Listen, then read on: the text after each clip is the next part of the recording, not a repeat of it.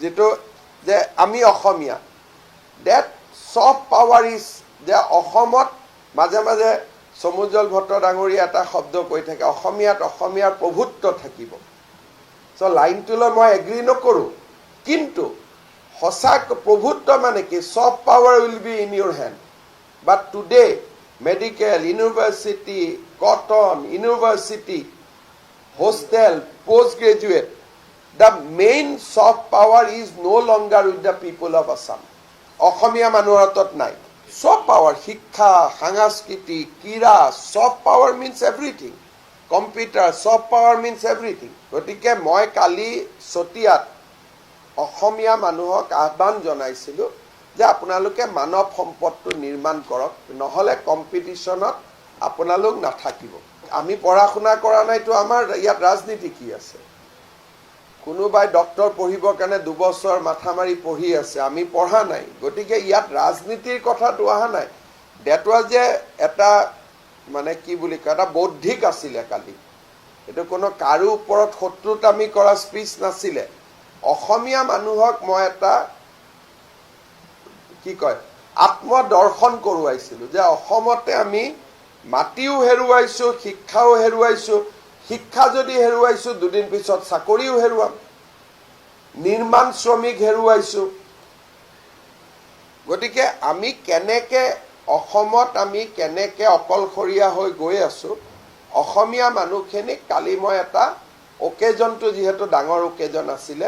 আৰু ইয়াত কোনো শত্ৰুতা আমি নাই কাৰো প্ৰতি ভেদভাৱ নাই এজন অসমীয়া হিচাপে মই মোৰ উদ্বেগৰ কথাখিনি শেয়াৰ কৰিছো না ইয়াত শিফটিং আমাৰটো অসমীয়া মানুহ বুলি ক'লে যিকোনো এখন নিৰ্মাণ শ্ৰমিকত যাওক এটাও অসমীয়া লৰা নাপায় কিন্তু মোৰ একো ষ্টেপ নাই ইয়াত মাত্ৰ মই কি কৰিব পাৰো মই একো কৰিব নোৱাৰো মই মাত্ৰ জনাব পাৰো আপোনালোকে কথা যিখিনি ক'ব সাহস নকৰে মই কথাখিনি ৰাখিছো কিন্তু মইতো আৰু গৈ ফ্লাইঅভাৰত কাম নকৰো ইয়াত গভৰ্ণমেণ্টৰ কোনো ৰোল নাই ইয়াত গভৰ্ণমেণ্টে কি কৰিব পাৰে ইয়াত এটা আৰে স্কিল লেবাৰৰ ইনষ্টিটিউট খুলিলেওতো তাতো পঢ়িবৰ কাৰণে অসমীয়া লৰা যাব লাগিব যে ইভেন যি স্কিল ইনষ্টিটিউট আমি কৰিছো তাতোতো আমাৰ লৰা পঢ়িব যোৱা নাই আপোনালোকে আইটিআই বিলাকত যাব অসমীয়া লৰাটো তাত নাই গতিকে মই মেডিকেল কলেজো খুলিছো মেডিকেল কলেজত আমাৰ লৰা নাই গতিকে মই অসমীয়া মানুহখিনিক এটা দৃষ্টি আকৰ্ষণ কৰিছো যে প্ৰতিযোগিতাৰ পৃথিৱীখনৰ পৰা আমি আঁতৰি গৈ আছো মই কাকো হিংসা কৰা নাই তেওঁলোকে প্ৰতিযোগিতা কৰি পাইছে শ্ৰম কৰি পাইছে কাৰো ওপৰত কোনো বিশেষ ভাৱ নাই কিন্তু অসমীয়া মানুহে যে প্ৰতিযোগিতাৰ পৃথিৱীখনৰ পৰা আঁতৰি গৈ আছো that is a matter of concern যেহেতু সতিয়া অসমীয়া মানুহৰ এটা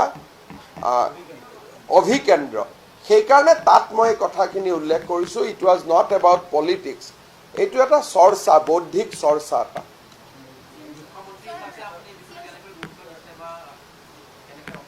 মইনো কি গুৰুত্ব দিম এইটোতো দেউতাক মাকে গুৰুত্ব দিব লাগে যাতে ল'ৰা ছোৱালীক পঢ়ুৱাব ইয়াতে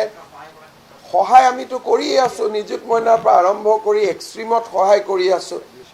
জিলাই মেডিকেল কলেজ পাতিছো এডমিশন ফ্ৰী কৰি দিছো ফৰ্ম ফিল আপ ফ্ৰী আমিতো সহায় কৰি আছো কিন্তু যিকোনো কাৰণতে নহক আমাৰ ল'ৰা ছোৱালীখিনিয়ে পঢ়া নাই পৰীক্ষা নিদিয়া নহয় পৰীক্ষাত আমাৰ ল'ৰা ছোৱালীখিনিয়ে বলে পঢ়া নাই গতিকে এইটোতো আৰু মুখ্যমন্ত্ৰীৰ কথা নহয় এইটো দেউতাক মাক সমাজ সচেতন হ'ব লাগিব মানুহক পঢ়া শুনাৰ প্ৰতি আকৰ্ষিত কৰিব লাগিব এটা মেডিকেলৰ সিট এটাটো মুখ্যমন্ত্ৰীয়ে দিব নোৱাৰে পঢ়িয়ে পাব কিন্তু এইবাৰ আপোনালোকে মেডিকেলৰ এডমিশনৰ লিষ্টখন ফ্ৰীলি এভেইলেবল হৈ আছে সালে বুজি পাব যে অসমীয়া জাতিৰ সন্মুখত কিমান ডাঙৰ সংকট আছে